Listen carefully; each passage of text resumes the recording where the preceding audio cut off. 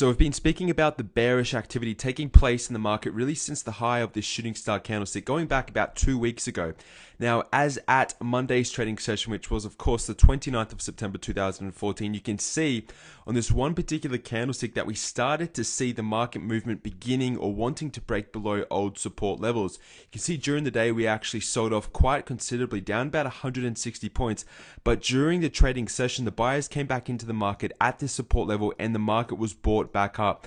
We closed the session only down. If I just get this into perspective for you, let me just bring this into action.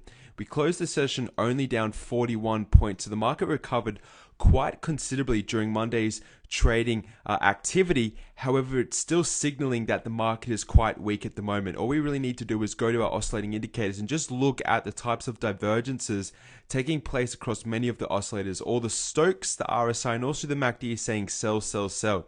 So what we're starting to see anyway is the sentiment beginning to shift. It looks as if the market wants to roll over. We're starting to see the intraday pushes lower, really symbolized by this one particular candlestick. It's what we call a hammer candlestick.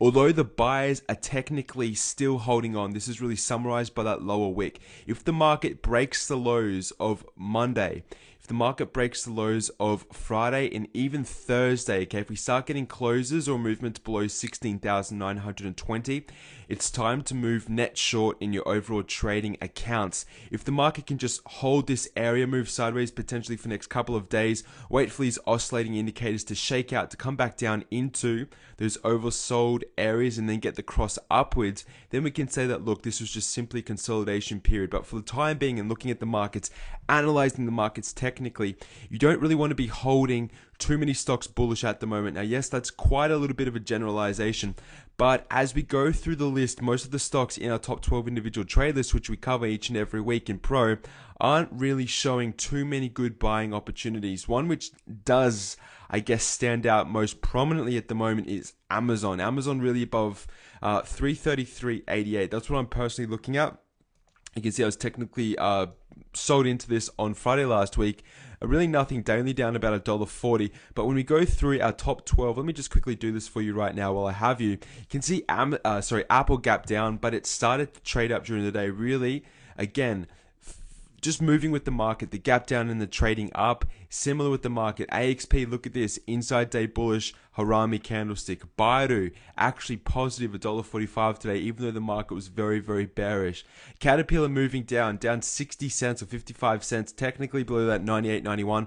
Watch for this head and shoulders chart topping pattern to confirm. If we get the confirmation, boy, this is going to be an amazing trade down to $95.44. Keep a very, very close eye on this particular trade. FAS looking for a movement below 101.40. It has had an incredible movement or rejection up here from the 110 target, which it had a couple of weeks ago. Please stay patient with this particular stock. It looks like it's going to reward us on the downside. Google again, coming close to the 580 trade trigger. Nothing really to talk about at the moment. HD holding its ground very, very nicely. JPM starting to see the negative movement come to the stock, only down 25 cents, but you're starting to see the initial stages of a rollover in JPM. Pay very close attention to this particular stock. Netflix really just doing not a whole lot, only up 80 cents today. It looks as if we're creating a little bit of a stair-step pattern, which is ultimately going to break down. If you're in this stock, tighten your tops, move your stop down from 457 into about 450. That'll definitely lower your risk on this particular trade. Starbucks, again, seems as if it's eking out a bottom right here, or at least looking for a little bounce. I've explained this trade to you in Pivot Point Pro. Go back and reference this if you're unfamiliar with it.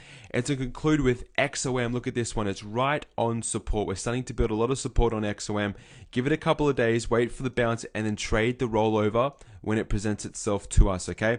So that's really an update on the market, what the market's doing. It looks as if sentiment's starting to shift. It looks as if the market wants to move lower. We're starting to see those early pushes lower. However, the market is still resiliently being bought back up short term. Keep an eye on the market as we transition into October 2014. We are going to see some incredible momentum moves play out for us as we end 2014. Have a great trading week, traders all around the world. I'll be back on Wednesday for another market update. Goodbye.